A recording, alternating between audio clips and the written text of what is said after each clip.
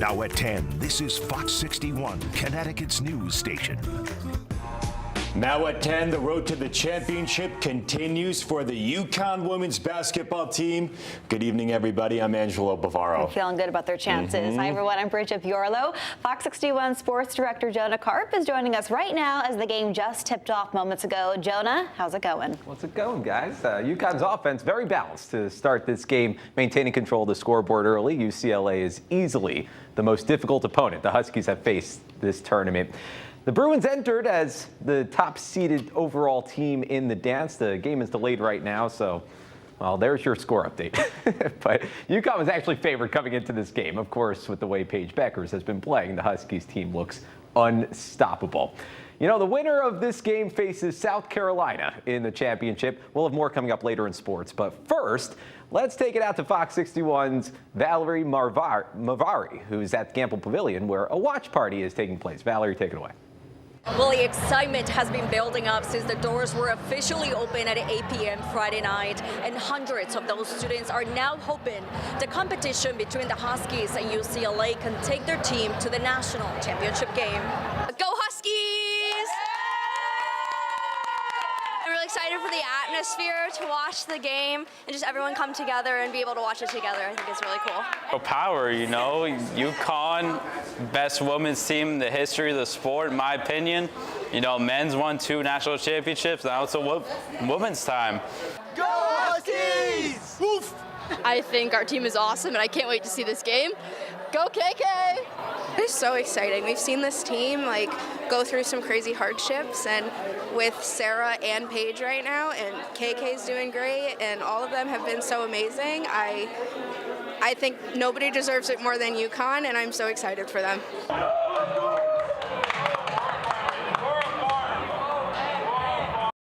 Well, it's been definitely a very much anticipated game for many of the fans from their freshman to senior year.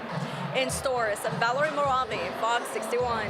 All right, Valerie, with a good assignment tonight. Now let's get a check on the weather with meteorologist Deshaun Robinson. What's going on, Deshaun? Beautiful today. Unfortunately, we have some rain that's coming for us. Yeah, today was absolutely beautiful. Tomorrow, we're looking at showers and even more April showers on Sunday and Monday. Saturday will be cool with our temperatures topping out in the 40s. Now, today was very mild. Right now, it's not so mild. Our temperatures are in the 50s across the board, 57 in Hartford, 55 in Chester, and about 60 in New Haven, so not too bad. It is a bit cloudy overhead. These clouds will stick with us for much of the night ahead of our next system, which will bring showers for tomorrow. So dry for tonight, temperatures will fall into the mid-40s. Tomorrow will be a cool day with those showers starting in the late morning. We will see these occasional showers persist into the afternoon, so definitely a day to remain inside. Temperatures will top out in the 40s for your Saturday. Now, this southeast wind will keep our temperatures on the cool side for tomorrow. Our highs will only top out in the 40s. Coming up, I'll take a closer look at this weekend's weather. Back to you guys. All right, sounds good, Deshaun. Chat in a bit. A Greenwich police officer was arrested. State police say they took Stephen Caldwell into custody last month on domestic violence charges. Police say Caldwell had an on and off again relationship with a woman that eventually ended. Investigators say the suspect took the victim's phone and refused to give it back. He then allegedly rented a vehicle to track the woman and her new boyfriend that she met after leaving him. Caldwell is charged with disorderly conduct, breach of peace, and other crimes. A Yale University police officer was also arrested today. Officer Ortilio Green was taken into custody by the Connecticut State Police and charged with possession of child sexual abuse material. He was later released on a $100,000 bond and is expected to be back in court later on this month. I viewed on the video, as I know use of force, as I know training, appears to be in line with the training and what the use of force policy set forth. I don't agree with that. The fact that the police were this close to him, they have him on body cam. You see the body cam now, so they know him. It's daylight. They could have easily looked at that and said, okay, the guy who ran from us was Deshaun. Let's go find him. The family of a man shot and killed by Bridgeport police is demanding justice and answers tonight. The Office of Inspector General released body camera footage. You're looking at it right here behind us. And this was of the incident. Fox 61's Jamel Johnson is in Bridgeport with reaction from police and that grieving family. Bridgeport police held a press conference at the department on Friday to address the shooting death of 38-year-old Deshaun Best. Deshaun's Best family was here as well, and while they were not allowed into the initial press conference, they did get a chance to speak with the police chief afterward in private. On Friday, the Office of Inspector General released body cam footage of a police officer shooting Deshaun Best as he ran away from them. Bridgeport Chief of Police Roderick Porter said the officer who shot Best, Yun Ho, is now on administrative leave. Police work is unpredictable, and officers are often faced with split-second decisions in difficult situations. As is standard protocol, the officer has been placed on administrative leave while the investigation is conducted. While Porter didn't want to get into specifics about the investigation, he did give his opinion on the body camera footage. What I viewed on the video, as I know use of force, as I know training, appears to be in line with the training and what the use of force policy set forth. Speaking on the family's behalf, attorney Darnell Crossland gave his thoughts on the chief's comments. I don't agree with that. The fact that the police were this close to him and they have him on body cam, you see the body cam now, so they know him. It's daylight. They could have easily looked at that and said, okay, the guy who ran from us was Deshaun. Let's go find him and go see what's going on. And if the most you're going to get out of this was a gun possession charge, well, at least we still have him here. According to the Inspector General's initial report, police officers found a 9mm handgun next to Best where he fell. We just got to pat you guys both down if somebody says something. Crossland says they've yet to confirm that with the family. So they haven't told us that there's a bona fide gun and here's proof of it. Whether they felt threatened by the gun, did he turn around at them with a gun? No, what I seen from that, you don't even see that. Cecilia Jesse, Deshaun's sister, says she was heartbroken to hear what happened to her brother. My brother was not like that. He wasn't that person. He was the best father I've ever seen anyone in my family be. He was a good guy, and he did not deserve this to happen to him the way it did.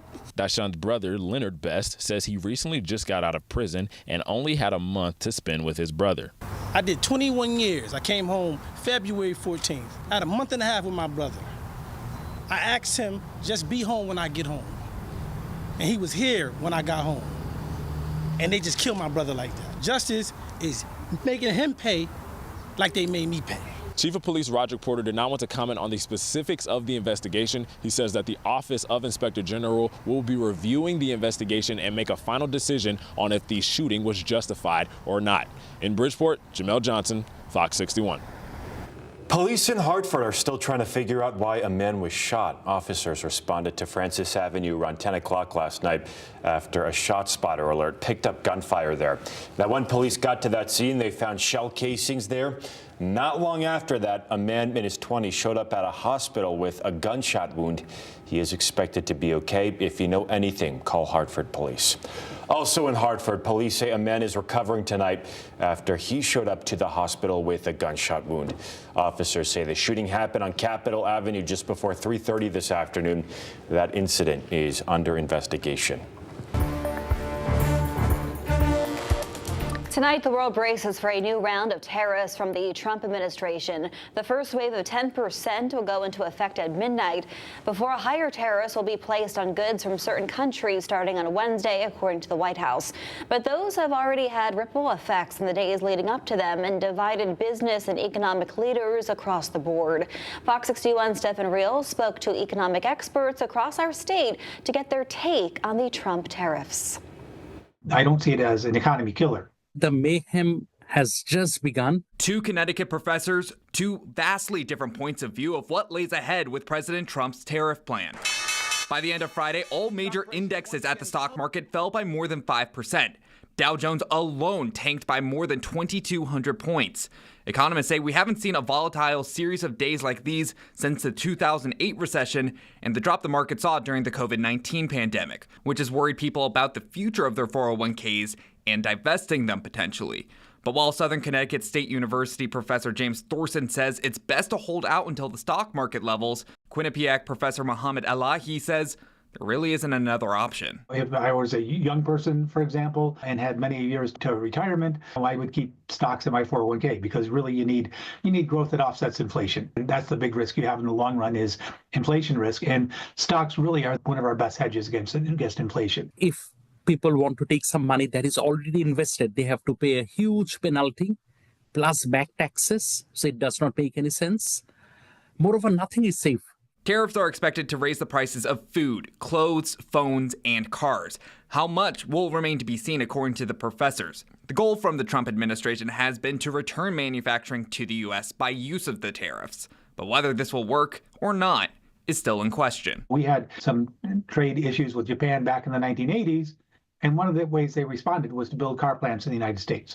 Maybe they might decide to do some investment to get around the tariffs by building stuff here in the U.S. I respectfully disagree, because if you want to set up a factory in the USA, you also need support industries. If they try to make everything in the US, the price will be so high and we simply wouldn't be able to compete in the global market. In Hartford, Stephen Reels, Fox 61. All right, Stefan, thank you. And other fallout news, other countries have already responded to the tariffs. China announced it would slap a 34% tariff on U.S.-made goods, while people at the gaming company Nintendo announced it would delay pre-orders for the highly anticipated Switch 2, just so the company could look over the potential impact of the market conditions. The launch date for the gaming console is still slated for its original June release date.